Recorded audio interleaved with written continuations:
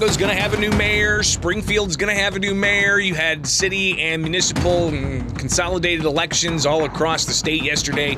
School board races as well, and even a few referendum, including one just south of Springfield in Chatham. Back at it. It is Springfield's Morning News. I'm Greg Bishop on 92.7 WMAY, Springfield's News and Talk. Let's go ahead and take a look at Springfield's municipal elections, where Springfield Mayor Jim Langfelder losing to the challenger, Treasurer Misty Buscher. And Langfelder saying on his Facebook page last night, "Thank you to my friends, family, and supporters. Though this is not the ending we wished for, thank you for being part of this incredible journey." Misty Buscher's website simply just says, "What a day. More to come, but just wanted to say thank you. Hashtag Mayor Misty." So we hope to connect with the mayor-elect here in the days ahead and talk about what some of her plans are for, being the new mayor of Springfield. Langfelder ending 2 terms. But you also had the issue of city aldermen and various races there being decided as well, including incumbents getting their seats. Roy Williams Jr., Lakeisha Purchase getting their seats. You had 5 other incumbents that did not have challengers. Also, just in some other local headlines when it comes to elections, down in Chatham voters, they didn't approve a non-binding referendum to allow for legal marijuana businesses in that village. So interesting to see that take place down just south of Chatham. It was a non-binding resolution, just simply asking, hey, should we allow for sales and cultivation in the village of Chatham? It's about 7,000 people just south of Springfield. So those are some of the local headlines. What about the headlines up in Chicago? Well, let's go ahead and hear the challenger, Paul Vallis and Brendan Johnson yesterday. Paul Vallis conceding to Brandon Johnson. Here is how that played out up in Chicago last night.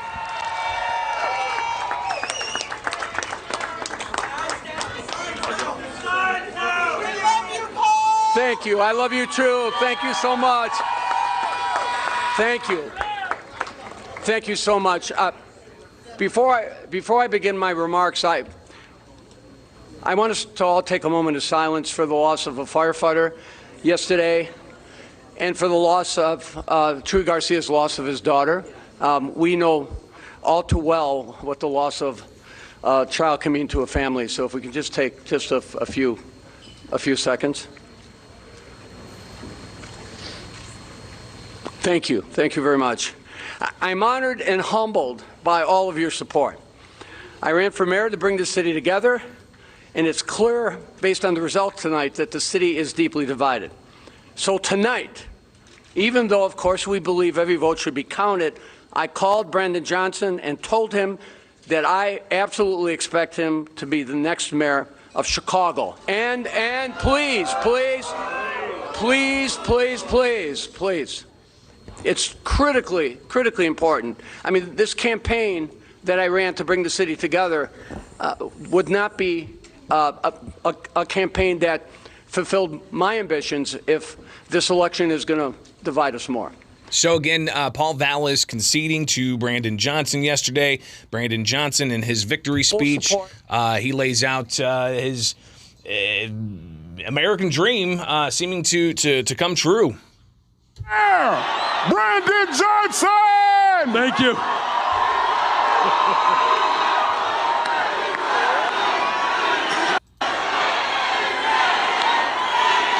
Thank you. Thank you. Chicago, how the heck are you?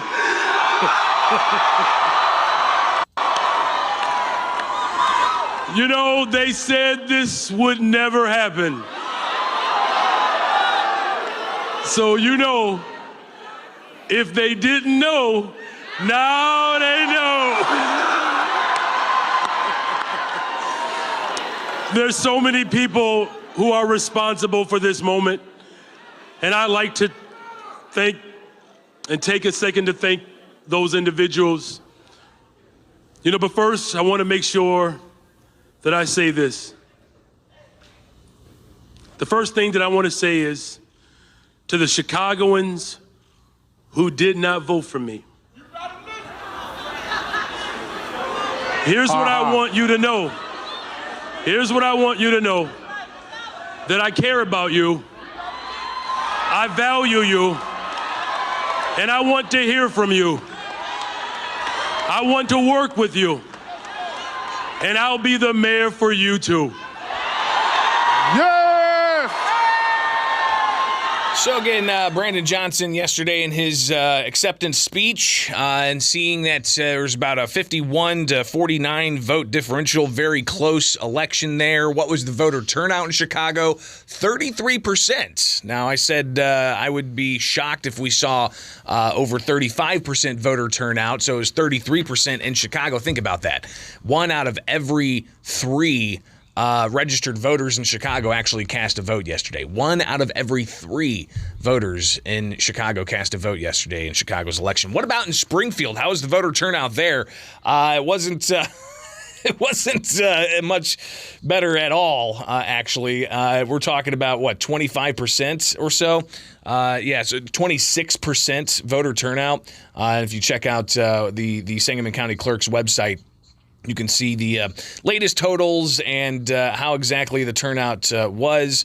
And it looks like, let me pull up where we can get the actual totals here. And there you go. Yeah, over on the right-hand side there, 25.9% voter turnout. So, again, that's less than 1 out of every 3. Local elections, they're extremely important, and you could see how every vote would count, especially if it's as close as it was up in Chicago, 51% to 49%, or whatever the ultimate outcome is going to be. It's important that people get engaged and actually head to the polls to cast their ballots, especially in these larger areas like Chicago, like Springfield, where there's a lot of contested races. And listen, I know in my village, I didn't have any contested races. I didn't have any referendum. It was all like, there's 3 ballots, there's 3 candidates on a position, and it says vote for 3. All right, so interesting to see how the voter turnout is from yesterday's election.